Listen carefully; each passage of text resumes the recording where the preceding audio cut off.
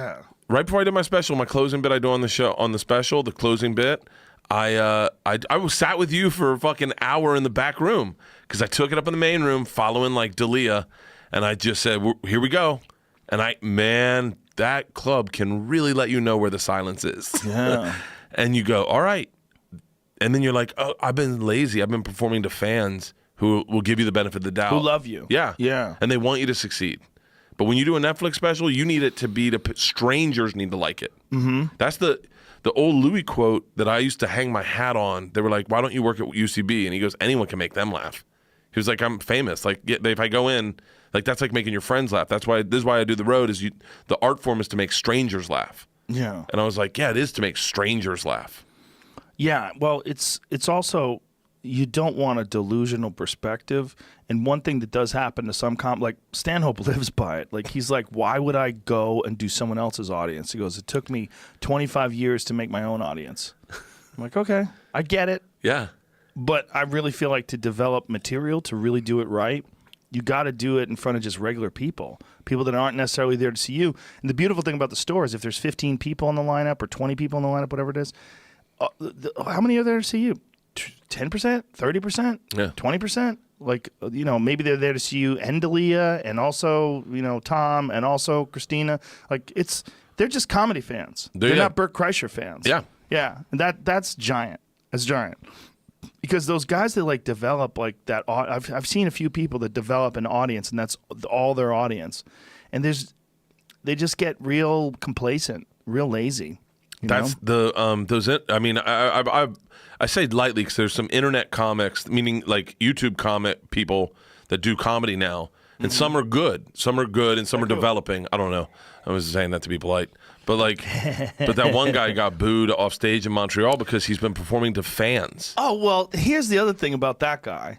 That guy goes up on a show where there's all these other comedians on, and then at the end of his set says that comedy shouldn't be about preaching.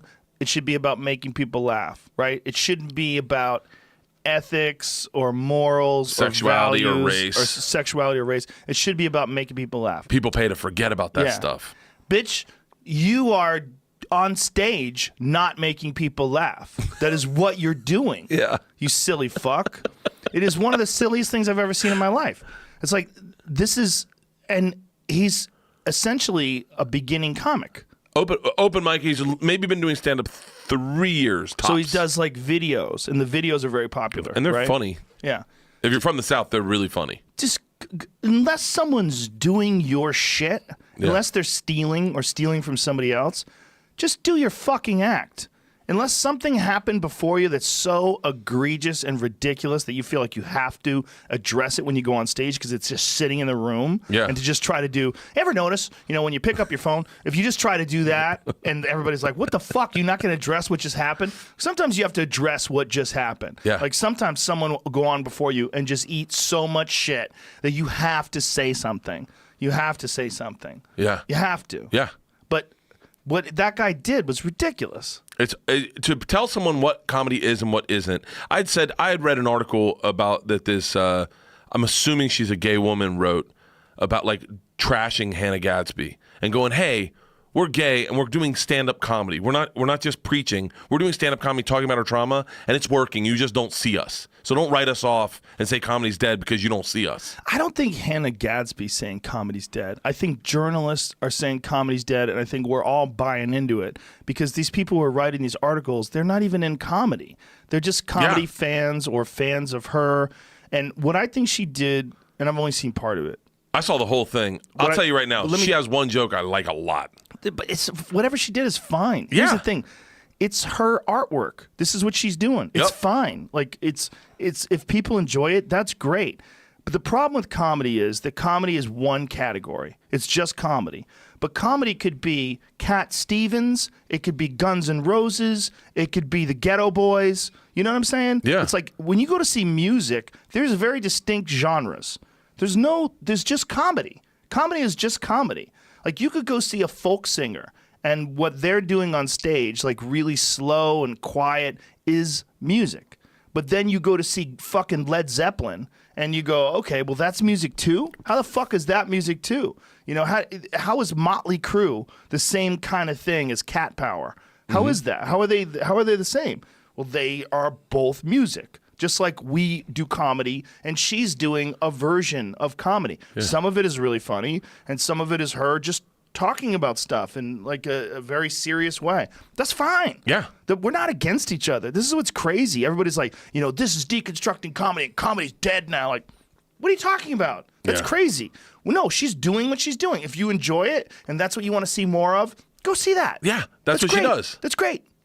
She has a great joke about unicorns that I giggle about once a week. And I'll tell her jokes. It's not on Netflix. You can see it. Go ahead.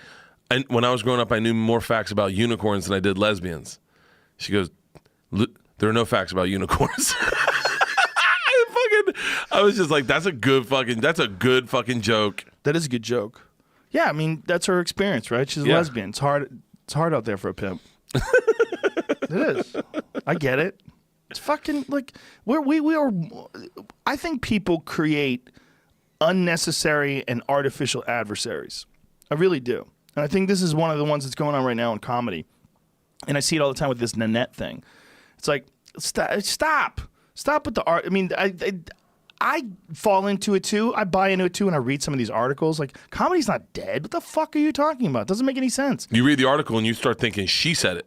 Like the way exactly. You're like, oh, she's telling us I can't do comedy anymore. Right. She didn't say it. She just did something, and someone interpreted it that way. And if she says she can't do comedy anymore, that's fine too.